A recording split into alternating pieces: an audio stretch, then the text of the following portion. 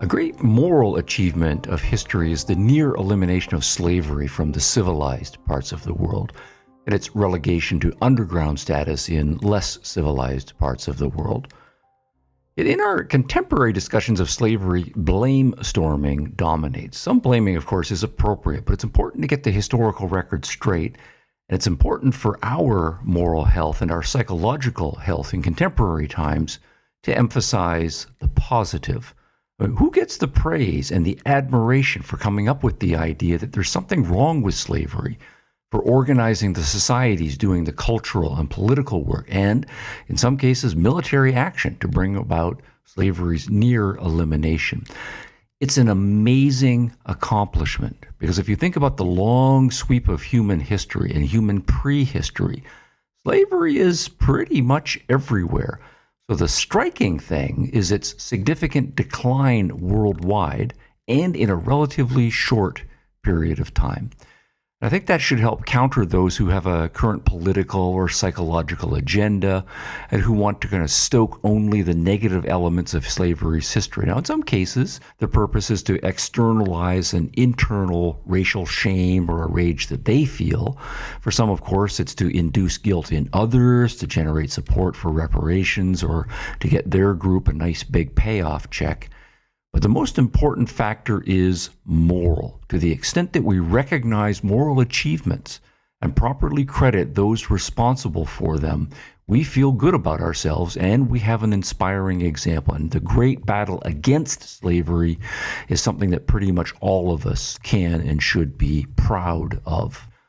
So who in fact did end slavery? Now let's go back about 500 years, 1500 or so as the transition time between the pre-modern world to the modern world. So in 1500, the Renaissance and humanism are in full swing. Michelangelo, Pico, Leonardo. The Protestant Reformation is about to break out with huge implications for religion in the modern world. Columbus has crossed the ocean and we're into a new era of globalization. Philosophy is going shortly to be returning itself to developments, and in early science is on its way as well. It's an astonishing century. Now, on the status of slavery in 1500, so imagine a map of the world. Slavery is practiced by pretty much all major cultural groups all over the globe.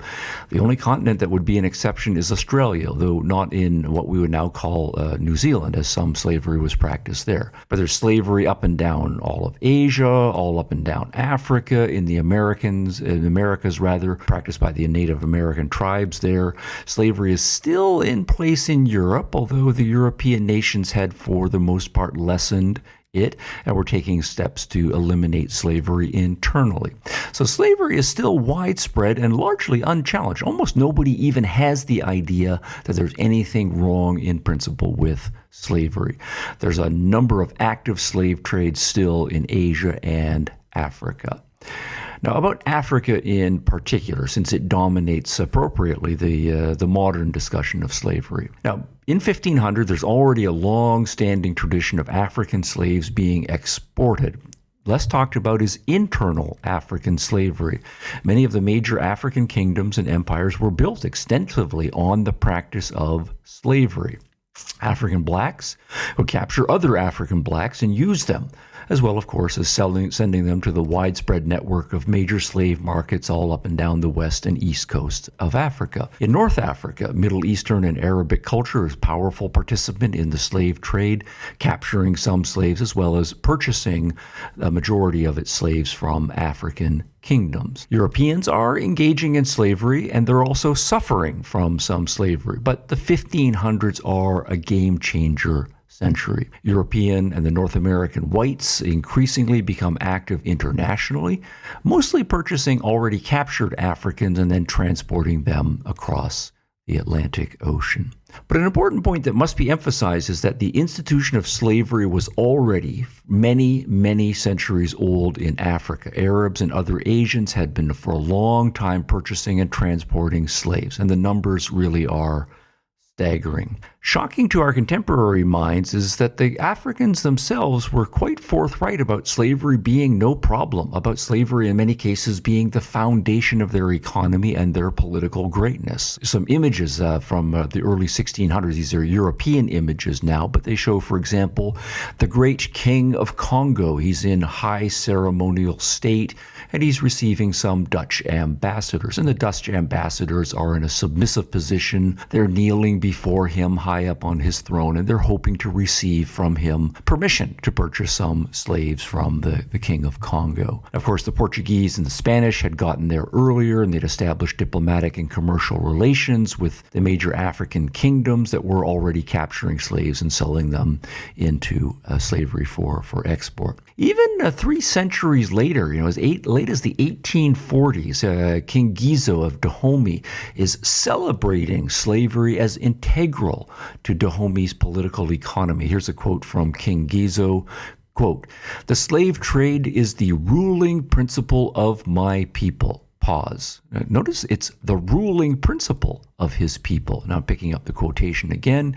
"It is the source of the glory of their wealth. The mother lulls the child to sleep with notes of triumph over an enemy reduced to slavery." And that's the middle part of the 1800s. Now, some numbers comparing the long-standing Arab-Saharan slave trade and the newer transatlantic slave trade. The Saharan slave trade was practiced mostly by Arab traders dealing with native Africans, and it lasted for about 14 centuries. It wasn't really until the late 1800s and on into the early 1900s that slave trade was largely lessened, eliminated in some cases, and driven down underground in other places. The Atlantic slave trade, by contrast, lasted about 3 centuries, 1500s on through 1800s. The best estimates that we have are that the Saharan slave trade involved about 28 million Africans who were enslaved and then transported. The Atlantic slave trade, by contrast, was about 11 to 12 million Africans enslaved and transported. Principal traders for the Saharan slave trade were Middle Easterners, predominantly Muslim in religion, while the Atlantic slave trade was European and predominantly Christian in religion. Another striking datum, this is quite horrific, is the mortality rate during the transport, rather the transport across the Sahara or across the Atlantic, and it's quite awful. Between 80 to 90% of all of the Africans who were being transported across the Sahara died as a result of the transport. Just appalling conditions and treatment. The Atlantic slave trade, of course, was no stranger to brutal conditions, but there the death rate was about 10% during transport. Now, for the rest of this podcast, we're going to focus on the Atlantic trade. That's the one that dominates in the early modern world, and it dominates our attention in our contemporary debates over slavery. Between 11 to 12 million people were transported via the Atlantic as slaves. Now, one striking figure is that about 90 to 95% of them went to South America, primarily to Brazil and the West Indies or the Caribbean islands. That's then to say that of the 11 or 12 million African slaves, about 9.5 million of them went to South America or the West Indies. About 500,000 slaves came to North America.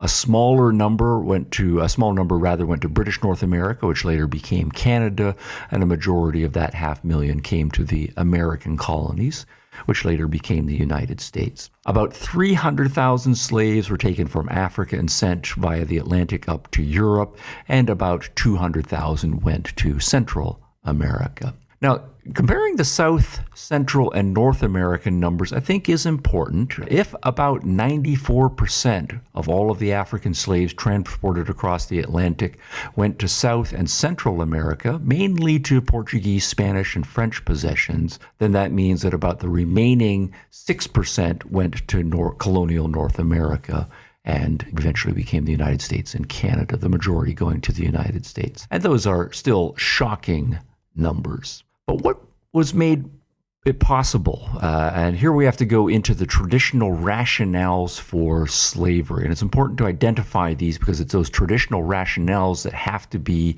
confronted in the early modern world in order to make possible the getting rid of slavery. And so the individuals who are able to identify those rationales and to offer counter arguments against them, those individuals are going to be the first heroes of anti-slavery. Now, among the traditional rationales for slavery, of course, the first and foremost one is the traditional right of conquest. We beat you in war, or we captured you. We're strong, you're weak, and slavery is then the natural order of things. And that belief is found out in pretty much every culture that practiced slavery. It works with ordinary prejudices that also pretty much every culture has had about their own culture's natural superiority and the natural inferiority of all of the other tribes, other clans, other nations, other ethnic groups, other religious groups, you name it. You are less good than we are. Standard religious sanctions for slavery also were long-standing. I'm going to read a few biblical passages here that were important in the Western tradition. And correct me if I am wrong, but there is not a single word in the Bible that says there's anything wrong with slavery. There are some statements about how to do slavery properly, but nothing wrong in principle with slavery. This is both in Hebrew scriptures or the Old Testament as well as in the New Testament. So here is Exodus 21, for example, quote, "If a man beats his male or female slave with a rod and the slave dies as a result, he must be punished. But he is not to be punished if the slave gets up after a day or two, since the slave is his property." Or this from Leviticus 25.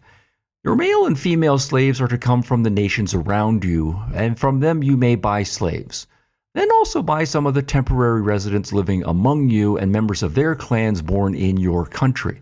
They will become your property." Unquote. So there's a hint that there's something wrong with making slaves out of your own people, but as for people who are foreigners, that's perfectly fine. If we move on to the New Testament, this is from 1 Peter, a very general point, quote, "Submit yourself for the Lord's sake to every authority instituted among men." Unquote. And that's kind of a generalized acceptance of the political status quo, whatever that happens to be. But then more specifically about slaves, this is at 1 Peter 2, quote, "Slaves, submit yourself to your masters with all respect, not only to those who are good and considerate, but also to those who are harsh." Unquote. And from Ephesians 6, quote, "Slaves, be obedient to them that are your masters according to the flesh with fear and trembling, in singleness of your heart as unto Christ." Unquote. So these are long-standing religious traditions in the West, and to the extent that scriptural authority is respected for centuries and centuries and centuries, we have a religious sanction for slavery. It's not until early modernity that the religious sanction for slavery, the belief in the natural inferiority of some, and the belief in the rights of conquest are challenged, and challenged powerfully. And it's not until those intellectual premises are attacked that we find any progress against slavery. Are you looking for a new book to dive into? Then check out audiobooks.com. With over 150,000 premium titles, they have an incredible selection of books to get stuck into, whatever your genre of preference. Listening to audiobooks makes reading incredibly easy and enjoyable. Not only do you have instant access to thousands of titles, but powerful narrators can bring the text to life, often giving a book more meaning than just flicking through the pages itself. Do more with audiobooks and start your next book while multitasking, doing the laundry, taking a drive, going for a walk, doing exercise, or something else. With audiobooks, you can even read your books with your eyes closed. Sign up today for a 30-day free trial and get 3 audiobooks completely free. Go to www.audiobooks.com and click sign up to get started. And please help support the podcast by entering our promo code OpenCollege, which is all one word.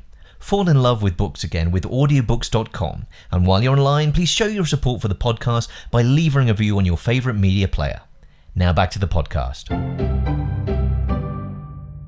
In the 1500s, we do start to find a few voices, lonely voices, starting to say that there's something wrong with slavery as it is practiced. Some of the Portuguese who are world explorers, adventure travelers on religious or commercial missions, they're well aware of the slave trade, and they start to write about how appalling some aspects of the slave trade are.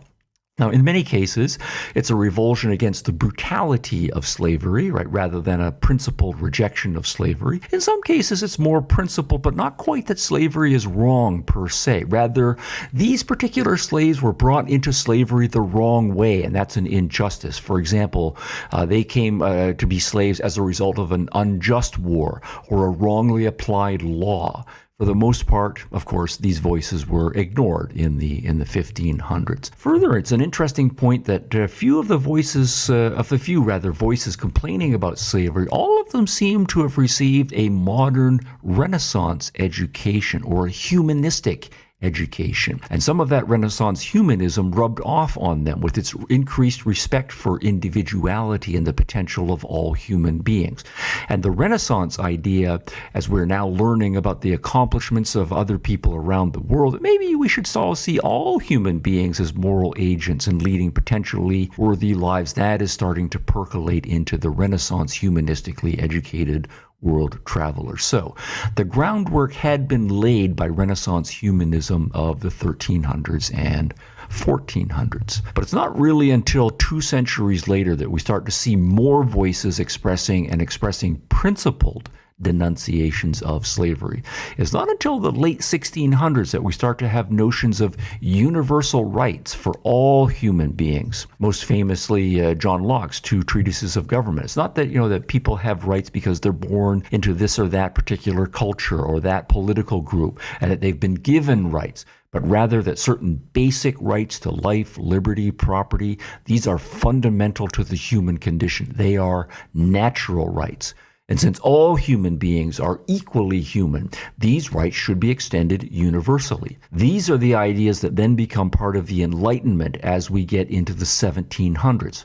And it's then, for the first time in history, we start to see societies formed, formal organizations for the elimination of slavery. And I'm going to emphasize, for the first time in history. This is now the 1700s. So we get a few lonely voices in the 1500s and 1600s. Then we start in the late 1600s and early 1700s to get some more powerful philosophical voices. They then convince new generations of smart and active people who then say, hey, let's take these new universal moral principles and political principles and do something about it. The very first anti-slavery society in all of the world was founded in 1774 in the colony of Pennsylvania, the Society for the Abolition of Slavery. And then a few years later, the Society for the Abolition of the Slave Trade is founded in Britain.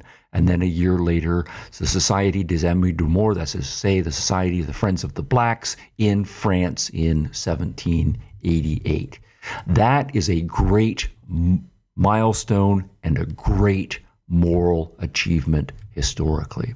Now, those societies were first formed in history in the American colonies, in Britain, and in France. So the question is, why those nations? And the short answer is, those are the first nations of the Enlightenment. The elimination of slavery first needed some voices willing to challenge it, then some powerful voices to develop the moral and political philosophy able to overcome the ideological rationales that had been baked for centuries into cultures.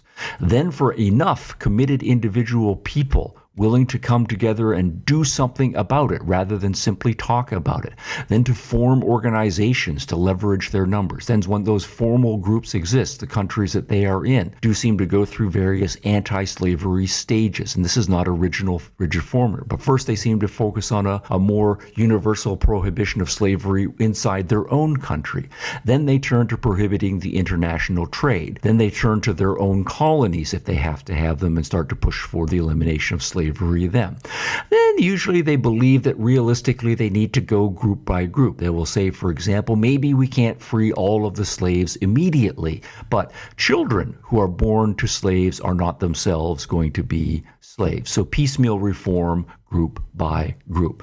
All of this is over the course of many decades, which seems like a slow time, but in historical time, it really is relatively quick. There's a huge amount of cultural education and then a huge amount of significant legislations that are passed in several countries. And then, of course, in some cases, military action and even war seem to be necessary. For example, the very effective British naval patrols up and down the East and West African coasts through much of the 1800s, the U.S. Civil War in the 1860s, and so on.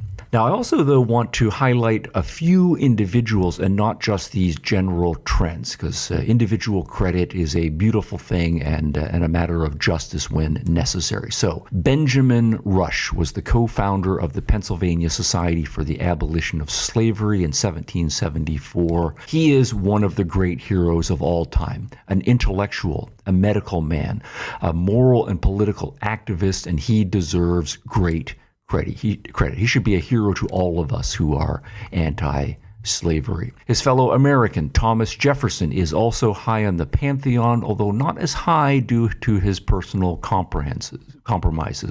But intellectually, Jefferson was a great opponent of slavery, and I don't know of anyone in his century who did more intellectually to fight slavery. His draft constitution for the state of Virginia in 1776, he writes, quote, "No person here after coming into this country shall be held within the same slavery under any pretext whatsoever," unquote. That's a principal denunciation for anyone newly arriving in the state of Virginia. A lesser known fact, but one that should be trumpeted more loudly, is that Jefferson was, this part is widely known, he was the primary author of the Declaration of Independence. But when he was assigned to go off and write the first draft of the Declaration, one of the great sins that he listed against King George was that King George allowed the slave trade to continue. Not only did George not devote resources to ending the slave trade and lessening it when it was in his power to do so, but he was actively going out of his way to obstruct those people who were taking steps toward the ending of slavery. This was in the first draft of the Declaration of Independence, but in committee it was struck out because of the compromise that was going to be reached to enable the U.S. to become a country. Now, another great hero and someone who should be a household name is William Wilberforce, a Brit, a deeply religious man whose abhorrence of slavery empowered his multi-decade battle against slavery. Wilberforce was also a member of Parliament, and in 1789, he gave a speech before the British Parliament condemning slavery in strong terms and urging legal action against it. And that launched 2 decades of sustained action before British government decided to do so. I think it was actually almost 2 decades, 18 years until legislation was actually passed. I want also to mention Denis Diderot, one of the French philosophes, one of the great thinkers in the French Enlightenment. Quote, "The Africans are tyrannized, mutilated, burnt, and put to death. And yet we listen to these accounts and without emotion of torments of a people to whom we owe our luxuries." Unquote.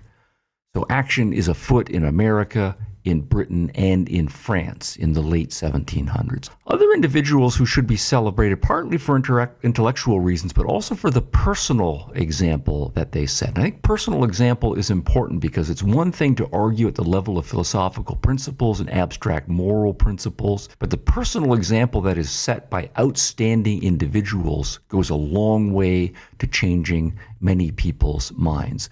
One such individual is Thomas Alexandre Dumas, who was born of a Frenchman who had a child with a slave woman. He brought the young boy back to France and with him and gave the boy a good education. The boy was smart and energetic and talented, and he rose up high in the French military, becoming a general and establishing a prominent family. One of his sons was Alexandre Dumas, the great novelist of romantic fiction in the 19th century. So if you think about the standard prejudices that people can have, certain people are inferior in their character or their intelligence, but when you actually meet someone of that group, and that person is clearly a person of great moral integrity, great accomplishment, great intelligence, then your prejudice naturally goes away. Dumas is an influential example of that for the French. A parallel American hero, Frederick Douglass, born a slave in the 1800s in Maryland. But when young, he decides he does not want to be a slave. He escapes. He's captured. He escapes again. He becomes free. He teaches himself to read better and to think about complicated matters in political philosophy, history, religion, political economy, and so forth. He becomes a great writer and an orator and a man of imposing, dignified physical presence. So again, a personal example. You meet this man, and nobody who meets this man can actually carry on believing that people of that race are not capable of great intelligence, great character, and great accomplishment. And I'm also struck, this is a bit of a sidebar, but by the importance of the British Enlightenment thinkers to Frederick Douglass. Douglass read Adam Smith and the others, and it was they who, because of their Enlightenment philosophical beliefs, they were the ones who really confirmed and enlarged Frederick Douglass in his personal philosophy and redoubled his moral and political commitment to ending slavery. I also want to mention another great achievement of the Enlightenment, and this is also by way of a sidebar, and that, of course, is the Industrial Revolution. Philosophical ideas, moral and political principles are absolutely important, and many of those ideas, though, at the same time underlie the scientific and technological revolution that we call the Industrial Revolution. Philosophy makes possible great science and great engineering. And the point in part is going to be that while slavery is morally untenable increasingly as the 1700s and 1800s go on, to that, think economically about the motivations of slaves to do hard work. Well, it's not particularly strong. So typically, slaves are employed at jobs that are, close to brute labor and rote mechanical types of work. But that's exactly the work that the new machines of the Industrial Revolution can do. And the machines can do those jobs more quickly, more efficiently, for longer periods of time. In effect, using the economics language, they are pricing slavery out of the market. A striking quotation from historian Bernard Lewis on this point, quote, "Western technology made slavery unnecessary. Western ideas made it intolerable," unquote. There's a lot of wisdom, I think, packed into that.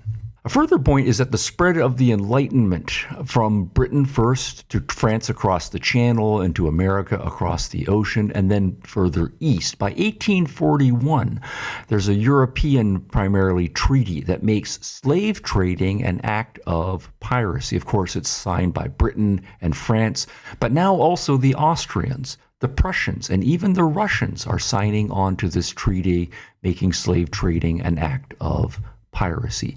And it's backed up by the muscle of the British Navy, then the strongest navy in the world, with active anti-slavery patrols off West and East Africa. And over the course of the middle decades of the 1800s, it was something like 1,500 slave ships that were captured and prevented by the British from making their way to Asia or across the Atlantic and so forth, effectively crippling the slave trade. Now, going further west, by the time we get to the 1860s, it's in the midst of the American Civil War that Abraham Lincoln issues the Emancipation Proclamation, making slavery illegal. And as soon as the Civil War is ended, there are amendments to the American Constitution that make it fully legal and anti-slavery the actual practice of the land. At the same time, going further east, right, the Prussians and then the Russians are lessening serfdom and slavery in their territories, and they're taking steps to abolish outright serfdom legally and so on. So by the time we get to the 1860s, anti-slavery is now, it's a global phenomenon from the United States across the Atlantic to Europe and all the way east to Russia, from the north to the South Atlantic, all around Africa and to the Indian Ocean.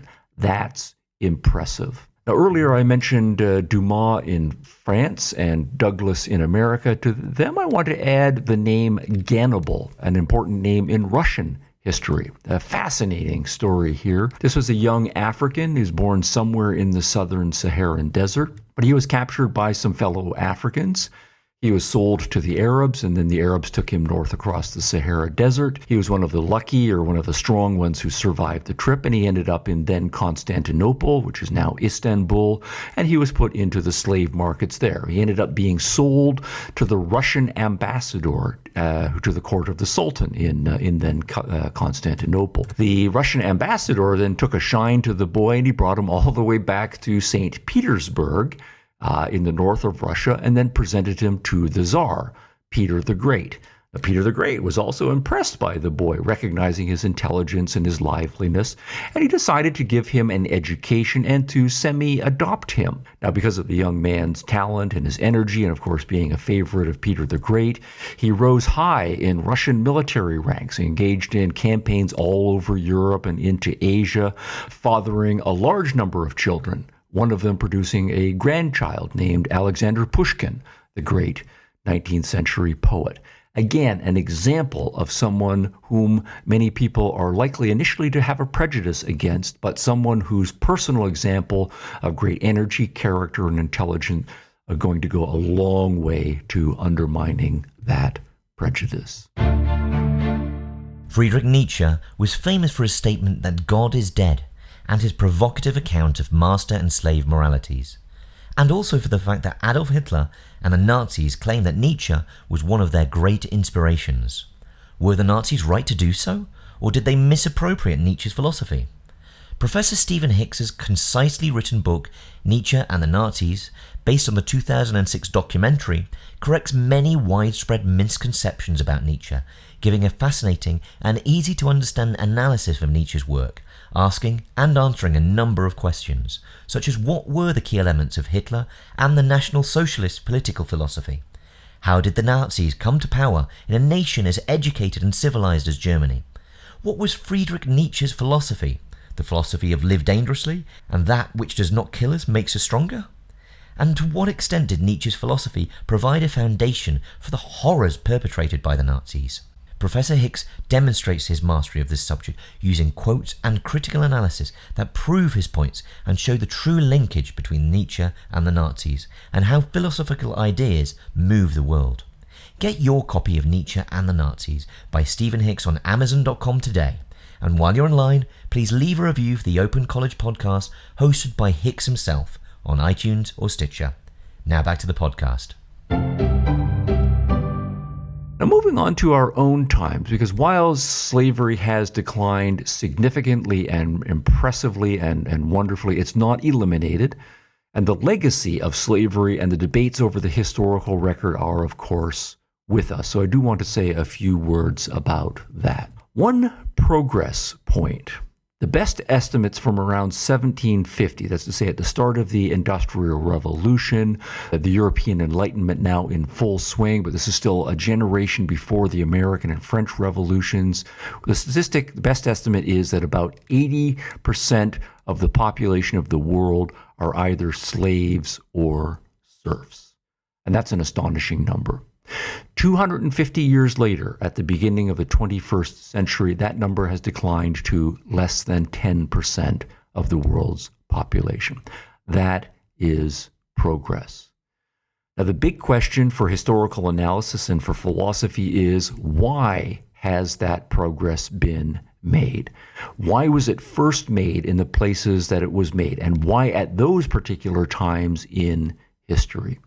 When we look at the 10% of the world's population that are still enslaved, and we've got pretty good data on this, it's almost entirely underground or in remote areas or in the less developed and less civilized parts of the world. The data are pretty clear about where slaves is still being practiced, and I do take the widespreadness of slavery to be an obvious mark of a lesser degree of civilization. Now, about the sad state of our history education, not very many people know the full history, even much about the history of slavery or even the important parts of it. But given that it is a great historical accomplishment, I do think that it should be much more widely known. And our successes should be celebrated. Of course, there's much darkness, badness, and outright evil in the history of slavery. That needs to be known as well. But in the modern world, the credit outweighs the blame by a large margin. And anytime we get a chance to pat ourselves on the back as human beings and to give credit to those from whom we have learned and those who have accomplished something good, we should do so. Slavery was an abomination. It still is in places where it's a practice, and we should realize that the ending of slavery, though, was not an inevitability. So we have to understand what made it possible for slavery to come to an end. And if we don't understand that, then we're not going to be in any position to fight against resurgences of slavery that are likely to crop up again. Anti-slavery does depend on certain intellectual and cultural preconditions. If those are absent, slavery will make a return. Now, the three most prominent explanations for why slavery ended when and where it did are to argue that Renaissance humanism, the Enlightenment, and or modern religion deserve most of the credit. My view is that 2.5 of those three deserve the credit. The Renaissance was very important for its idea of being a widely accomplished individual, right? That rise of that individualism.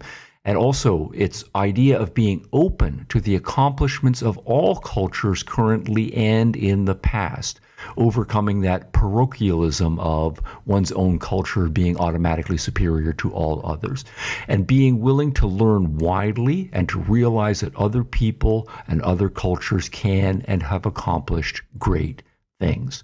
That, I think, was important and essential. The Enlightenment was essential. The Enlightenment part was and is the intellectual maturity of many Renaissance themes. Its themes, though, were extended on principle to women, to people of other religions, ethnicities, and races, and they were developed into the doctrine of the universality of reason, the moral dignity of all human beings, and the ideas of the universal natural rights to life, liberty, property, the pursuit of happiness. That principled, integrated, fully articulated philosophy was a great intellectual and moral achievement. And it's precisely in Enlightenment times and for Enlightenment reasons that the battle against slavery got off the ground. What about religion, particularly religion in the modern world? I think religion gets some credit, but only some credit. It is important that many people active in the anti-slavery societies, they were religious and strongly religious, and I do not want in any way to undercut the seriousness and the genuineness of their commitments. But I do think it's equally important to say that for centuries and millennia, most religious figures had no problem at all with slavery. Not until we get into the 1500s and the 1600s. And what happened then was that religion was modernized. The idea of religious toleration arose, but that depended on a certain amount of humanist and Enlightenment ideas. The idea of separating church and state and getting people to be more rational with respect to religion. Those were also key. It also took a willingness of many religious believers to say, we're not going to take the Bible or Scripture as the unalterable Word of God. We're going to be willing to pick and choose. If I don't think a certain passage in the Bible rings true, I'm going to de-emphasize it or ignore it. I'm going to go by my individual judgment and my conscience. That does not happen much until we get into the modern world and its blending of traditional religion with Renaissance humanistic ideas and Enlightenment ideas. Then we find more modernized forms of religion energized in some of the anti-slavery societies. One more comment, I think, about our contemporary debates over the legacy of slavery. Most of us, still find it disturbing that many of our historical heroes also believe bad things. Our heroes did wonderful things. They formed the intellectual opposition to slavery, for example, or they started the societies engaged in cultural education. They fought the political battles and more. But then it really is disturbing when we go back and we read how many people and how many intelligent people were still accepting of slavery or compromising or only taking half steps against it. Now, mostly, we can explain this as a matter of other people's partial thinking in historical times. They were able to take steps 1 and 2 and see that there's something wrong with slavery. But step 3, which to us 200 years later seems natural and all logical, that historical person just doesn't see it, and so ends up still accepting some aspects of slavery. And that's kind of disturbing to us.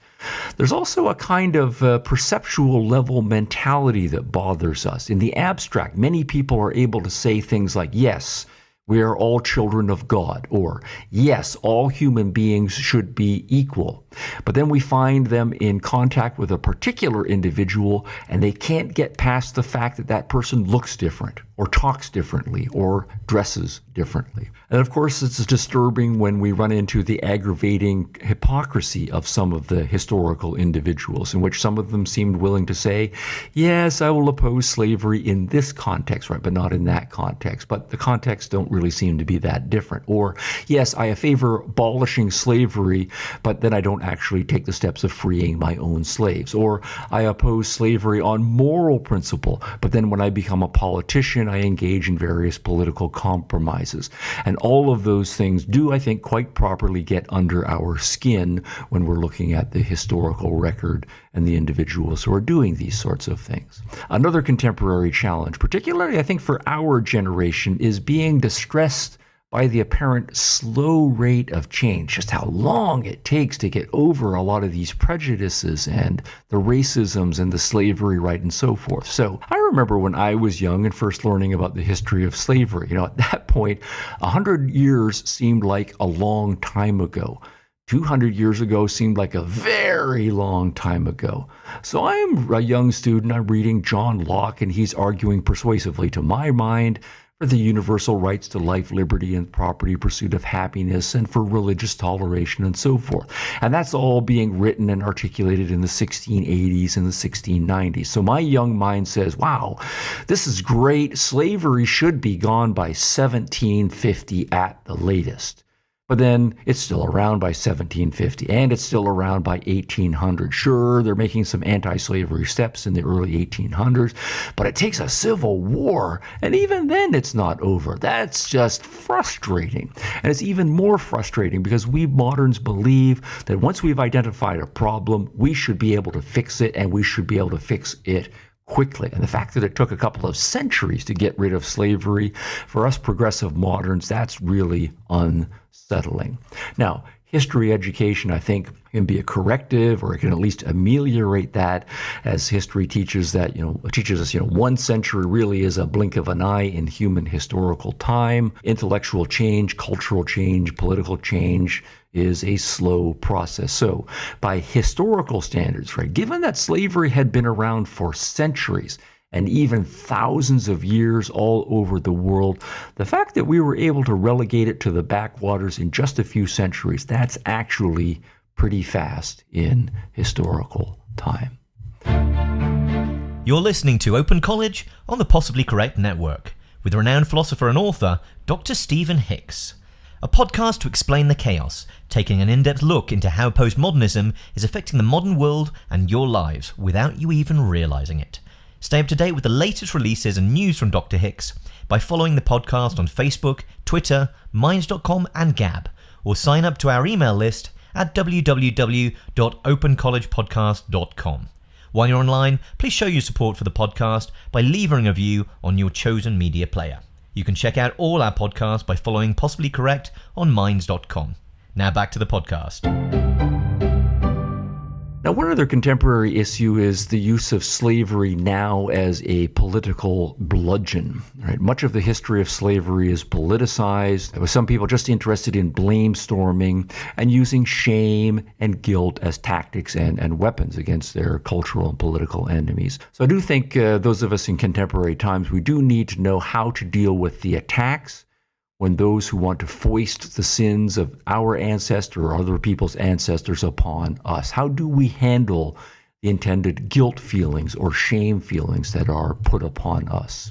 Now, I think the standard and the most important response is to say that guilt, shame, and all of the emotions are primarily individual emotions, and that one should not feel any guilt whatsoever for beliefs and practices that one has not participated in as an individual. In the case of historical slavery in America, for example, there's nobody or virtually nobody alive who engaged in that practice or owned slaves. Now, of course, if there are still any such individuals around, then they do deserve to feel guilt and shame for what they as individuals did. But if you do not believe in slavery, if you yourself have not participated in slavery, the fact that other people who share some historical group traits with you in the past and they participated in slavery, there is zero guilt attached to you. Justice is an individual phenomenon, not a collectivized phenomenon, and certainly not a collectivized phenomenon across multiple generations historically. I do want to say at the same time that justice point goes the other way as well when we focus on the positive moral emotions of pride and self-esteem at accomplishment. Just as we would reject this kind of argument, well, the historical Europeans or the British or the French or the Americans or whoever participated in slavery, so you contemporary Europeans, British, Americans, French, or whatever, you should feel guilty. We should reject that argument by appealing to individualism. It's also important, though, not to assume an unjustified pride in the actions of other historical people. So the individuals who actually formed the anti-slavery societies, who developed the arguments, who went to war, who passed the legislation that brought slavery to an end, those are the individuals are the ones who deserve the credit and can take the pride. Not the contemporary British or Americans who, as individuals, did not do any of those things. So it's important to realize if we say, for example, the Americans fought a civil war to end slavery, that's a shorthand.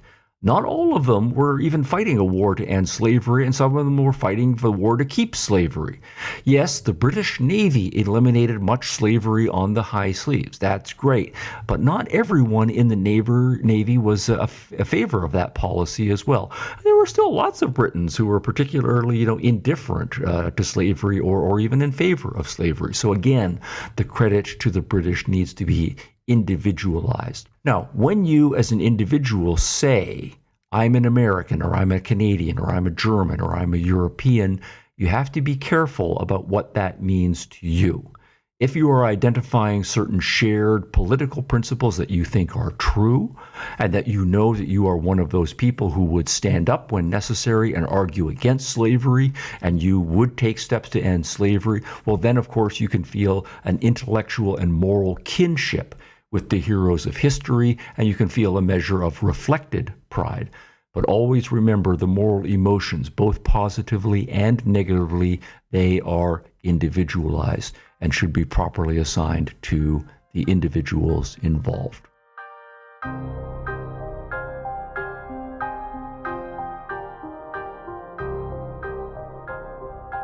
You're listening to Open College on the Possibly Correct Network, with renowned philosopher and author, Dr. Stephen Hicks. Stay up to date with the latest releases and news from Dr. Hicks by following the podcast on Facebook, Instagram, Twitter, Minds.com and Gab, or sign up to our email list at www.opencollegepodcast.com.